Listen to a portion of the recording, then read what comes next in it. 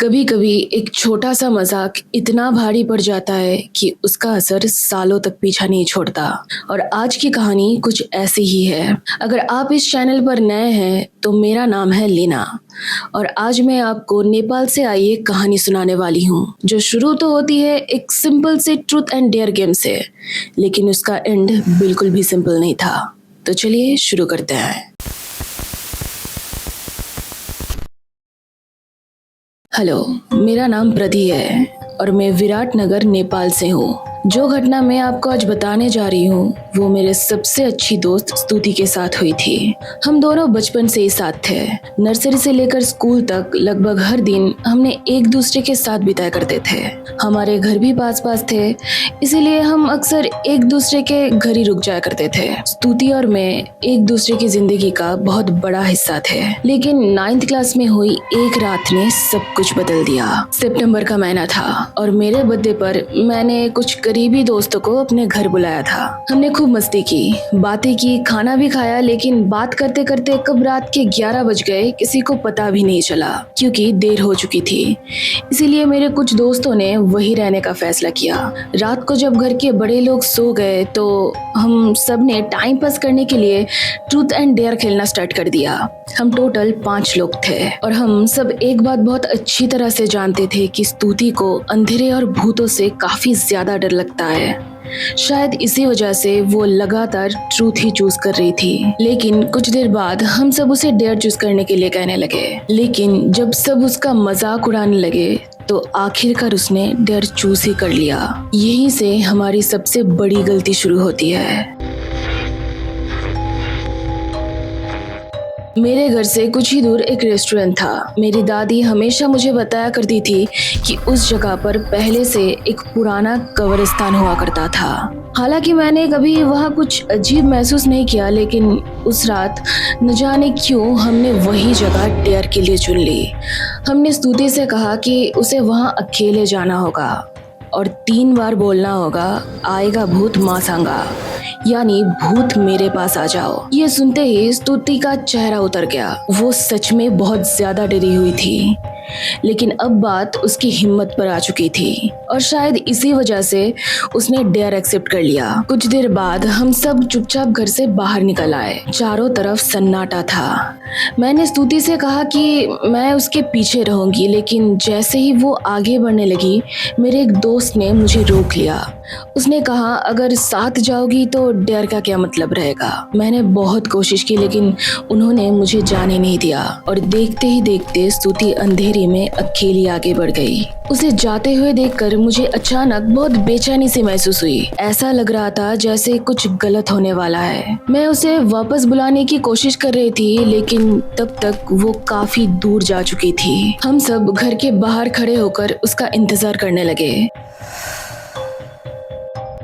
करीब कुछ मिनट के बाद वो वापस लौटी, लेकिन जैसे ही मैंने उसे देखा मुझे कुछ अजीब महसूस हुआ। वो चुप थी, मतलब बिल्कुल चुप थी। मैंने उसके पास जाकर माफी भी मांगी, लेकिन उसने मेरी किसी बात का जवाब नहीं दिया। बस एक बार मेरी तरफ देखा और उसकी आंखों में आंसू थे। फिर वो बिना कुछ बोले ही अंदर चली गई। उस रात वो जल्दी ही सो गई थी और मैं यही सोचती रही कि शायद वो मुझसे नाराज है, लेकिन मुझे ये नहीं पता था कि असली परेशानी अभी शुरू हुई थी। अगली सुबह वो बिना किसी से ज्यादा बात किए अपने घर चली गई। फिर अगले दिन स्कूल में भी नहीं आई और उसके बाद भी नहीं।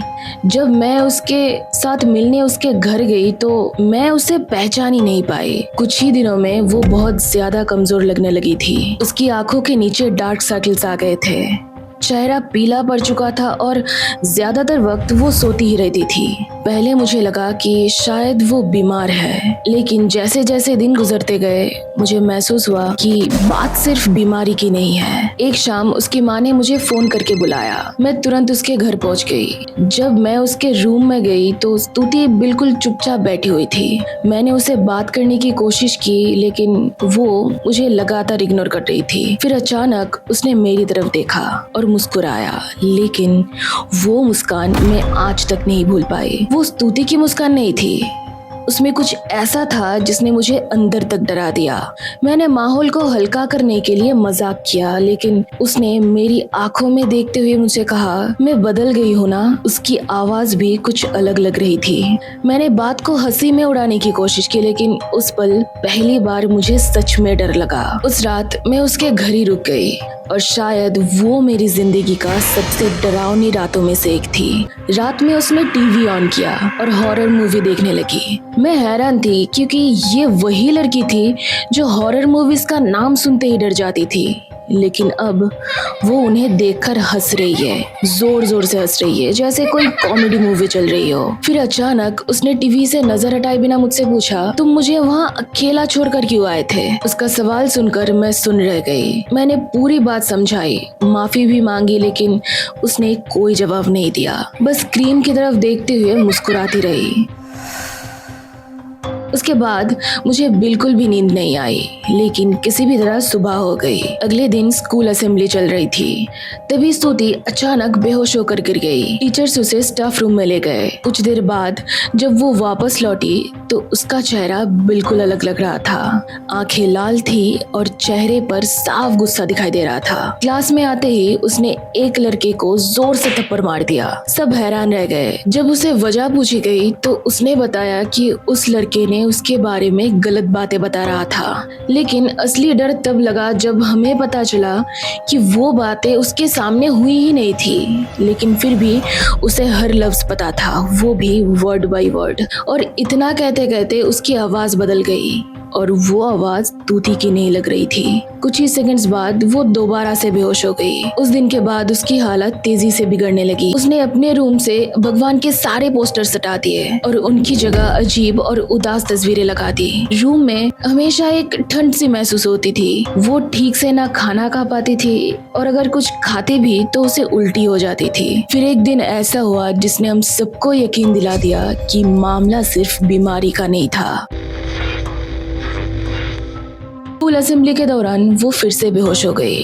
जब उसे होश आया तो उसने पानी मांगने की बजाय गुस्से में चिल्लाकर कहा, मलाई खून दे, यानी मुझे खून चाहिए। पहले तो मुझे लगा मैंने गलत सुना है, लेकिन जब मैंने दोबारा पूछा तो उसने मुझे थप्पड़ मार दिया और इस बार और भी जोर से बोली, मुझे खून चाहिए। उस पल पूरे माहौल में सन्नाटा छा गया। किसी को भी समझ नहीं आ रहा था कि आखिरकार हो क्या रहा है। जब उसके पेरेंट्स स्कूल पहुंचे तो उसके बाद उसे घर ले जाया गया। उसी शाम मैंने हिम्मत करके ट्रूथ एंड डेयर वाली रात के बारे में उन्हें सब कुछ बता दिया। मैं डरी हुई थी। मुझे लग रहा था कि वो मुझसे नाराज होंगे, लेकिन उनकी चिंता किसी और चीज को लेकर थी। उन्होंने उसी रात अपने गुरुजी को बुलाया। जब गुरुजी घर पहुंचे तो स्तुति उन्हें देखते ही बहुत जोर से रोने लगी। बार बार एक ही चीज कह रही थी कि मुझे कहीं मत ले जाओ। गुरुजी कुछ सेकंड्स तक उसे देखते रहे। रूम में पूरी तरह खामोशी थी। फिर उन्होंने जो कहा उसे सुनकर हम सबके पैरों तले जमीन खिसक गई। उन्होंने कहा, ये स्तुति नहीं बोल रही। इसके बाद घर में पूजा शुरू हुई। स्तुति को सुरक्षित रखने के लिए उसे बांधा गया।